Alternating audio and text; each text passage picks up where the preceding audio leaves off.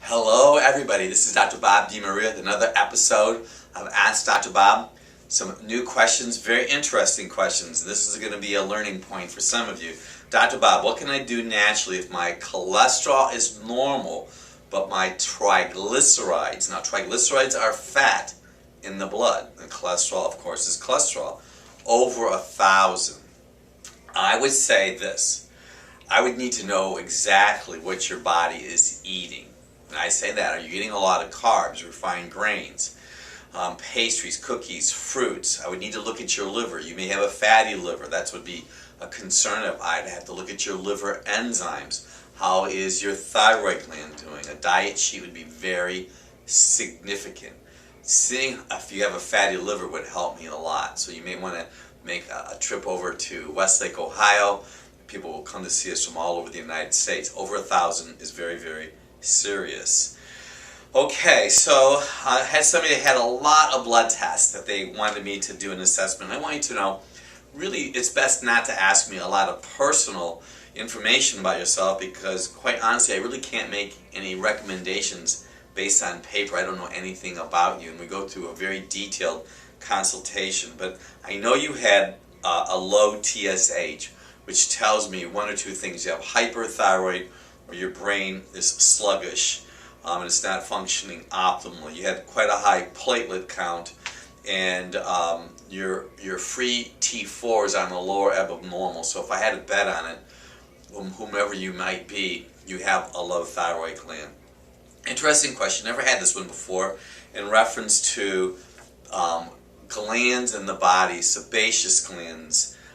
The sebum gland, they called it. Anytime that I see any kind of a skin problem with anybody, I really always think liver. I'm not sure what you're consuming, but I want you to know fruit causes a fatty liver.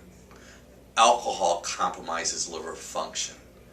If you're not eating vegetables on a regular basis, you're not going to have normal colon function, and you're going to have an excess secretion from your body. So those would be some of the areas I'd be concerned about. Drinking water would help. Individual had a question about something called temporal arteritis. I didn't flub up arthritis. It's temporal arter, blood vessels. They're inflamed. I like to look at the whole body. And it teaches something here right now. There's an enzyme called trypsin. Trypsin secreted from your pancreas. Trypsin's an enzyme that takes away inflammation. Now, we have a product that we use in our practice for individuals who have inflammation that can cause irritation to the blood vessels. But the real issue is getting to the root cause of the inflammation, which is typically sugar, trans fat, dairy products. I recently assisted an essential fatty acid blood spot on someone, and man, they were so adamant that they eat really wonderful food. Well, they were consuming a salad every day, but they were using Annie's, one of Annie's salad dressings that says on the ingredient, could be safflower oil, sunflower oil, canola oil. When we did the essential fatty acid blood spot test, their bodies were inflamed, and I'm not having anything against Annie's, but that was their main culprit. So this temporal arteritis could be a blood vascular problem, even if you're eating something that's organic. That's the whole point of that conversation. We have a 4-year-old child here that's been diagnosed with type 1 diabetes. Well, let's get right down to it. What vaccinations has that child had? You may consider doing a search on vaccinations that predispose to diabetes. I'm seeing that more and more right now. I also read in the past that dairy products are very common, very product sensitivity in individuals who are type 1 diabetes. I'd also check for parasites. Vaccines, not saying anything good or bad about vaccines right now, all in love, but you might do your own research on that. We had somebody who had a question in reference to mood disorders, 71-year-old.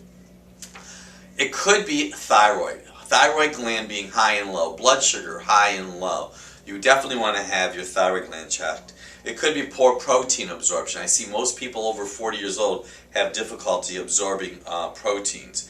You may consider the organics urine test, and the reason I bring that up, somebody just recently asked me about neurotransmitters. And if you have low thyroid, which means low tyrosine, you could have neurotransmitter issues and mood swings.